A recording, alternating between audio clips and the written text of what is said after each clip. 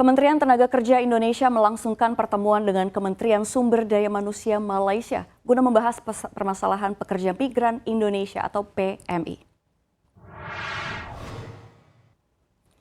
Menteri Ketenagakerjaan Ida Fauziah pihaknya bertemu dengan Menteri Sumber Daya Manusia Malaysia M. Saravanan untuk membahas One Channel System yang akan diterapkan untuk menerbitkan masalah tenaga kerja saat ini. Ida menyebut melalui One Channel System ini semua perekrutan, penempatan hingga kepulangan tenaga kerja bisa diproses secara terintegrasi sehingga mengurangi masalah PMI saat ini.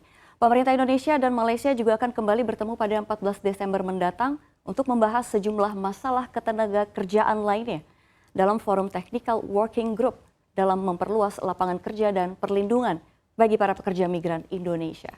Penempatan PMI domestik ke Malaysia harus dilakukan melalui mekanisme satu kanal atau biasanya disebut dengan One Channel System sesuai dengan arahan kedua pimpinan kepala negara.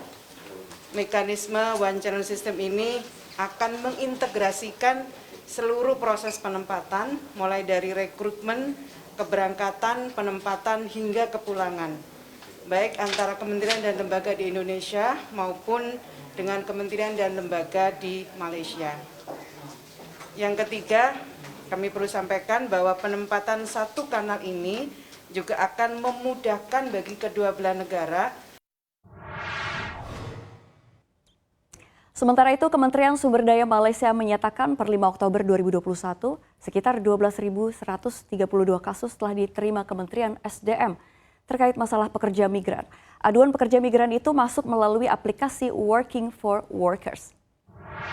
Sehingga 5 Oktober 2021, walaupun aplikasi baru diperkenalkan pada 1 Mei 2020 dan sehingga hari ini kita telah menerima lebih kurang 12.132 kes aduan dan hampir 90% telah pun diambil tindakan. Dan seterusnya satu lagi isu yang kita sentiasa melihat gaji tidak dibayar dan sebagainya, itu pun telah menjadi isu perbincangan.